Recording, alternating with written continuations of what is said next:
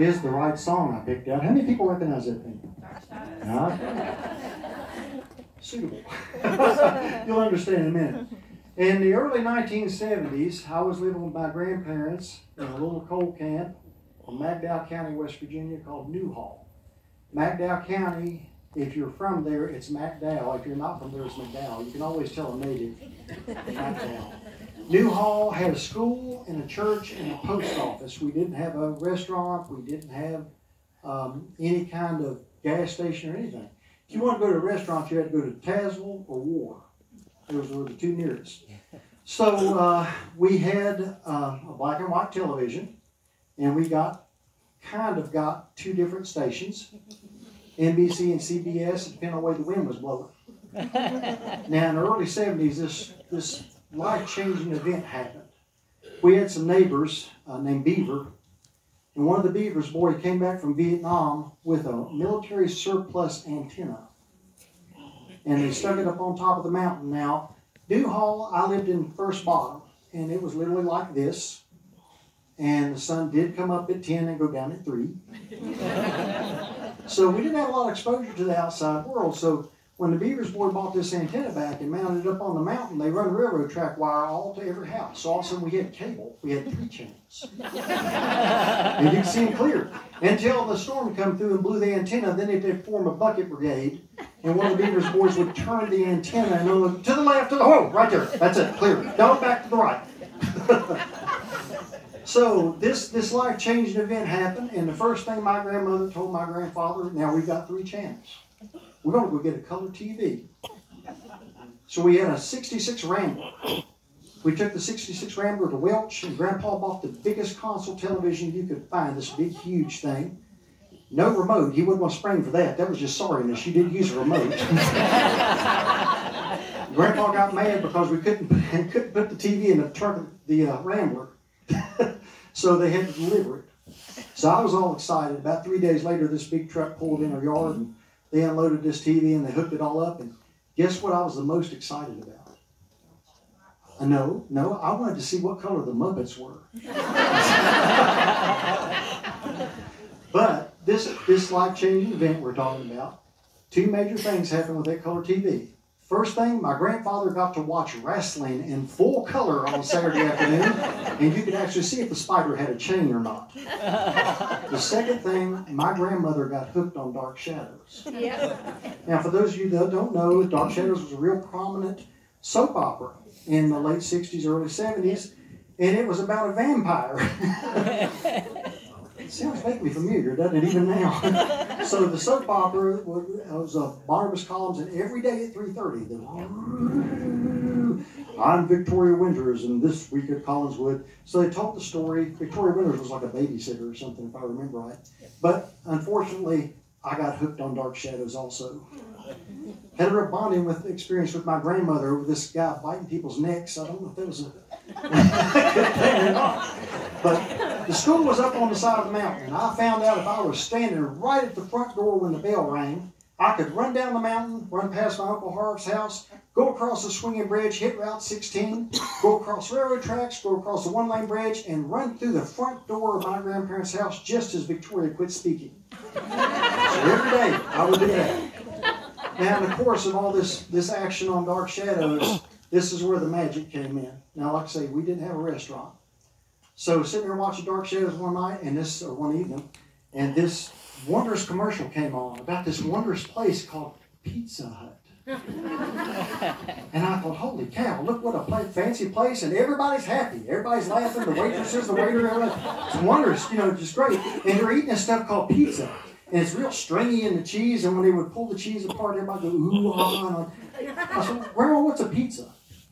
She said, well, I think some Italians eat. I'm not quite sure. I think your grandpa had one in World War II. I really wanted to try this pizza. I wanted to go to Pizza Hut because it was just a fancy place. Gosh, that must cost a lot of money to eat at Pizza Hut, And I kept on, obsessing about it, really. I wanted to see what a pizza was. And finally, my grandmother says, well, I'll tell you what. We're going to make a pizza. I don't have any idea what to put on one, but it said, every time the Pizza Hut commercial comes on, you holler at me. Okay. So I wasn't allowed to watch much TV, so that Saturday morning, Grandma was fixing breakfast, and here it comes. There it was, right there on the cartoons, and that Pizza Hut commercial. Hey, Grandma! She run in with a skillet and a spatula with still frying sausage in the skillet. So what do you see? I said, well, that stringy stuff. Well, that's cheese. What kind of cheese is that? Well, skillet.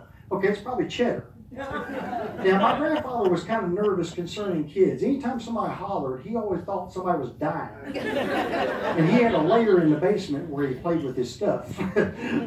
So the second time that happened, hey, Grandma, come on, come on. He came running up the steps and, who's hurt? Who's hurt? Who's hurt?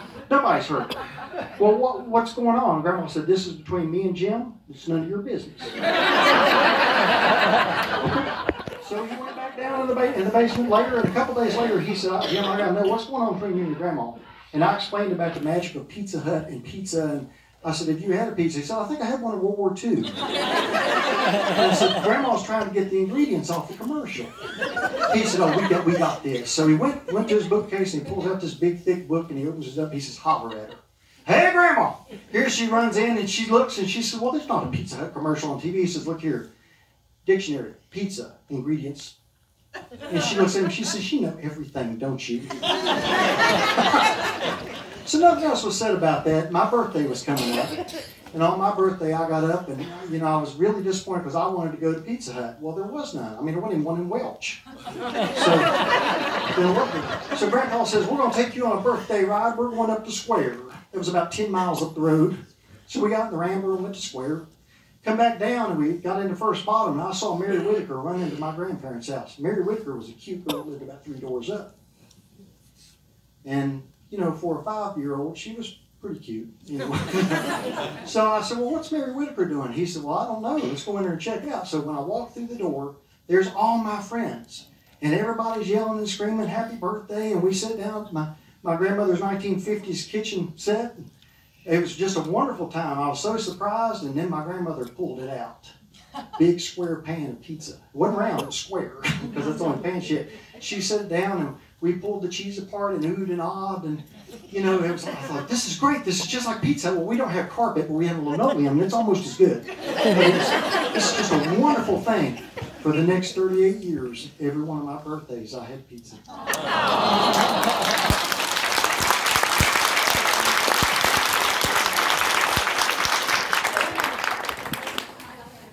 Since the name of this is Supper and Salvation, we're going to do a food procuring song that involves a preacher. You're not supposed to do anything on Sunday, and this tells the story of a preacher hunting on Sunday. And I think we got a good choir here, so I'm going to invite everybody to participate. I'd like to thank the Virginia Department of Corrections for letting me be here with you all tonight. You don't sing, I might get upset. I think we got a choir here. Let's hear it. Preacher went out walking, it was on one Sunday morning. Of course, it was again his religion, but he took his gun along.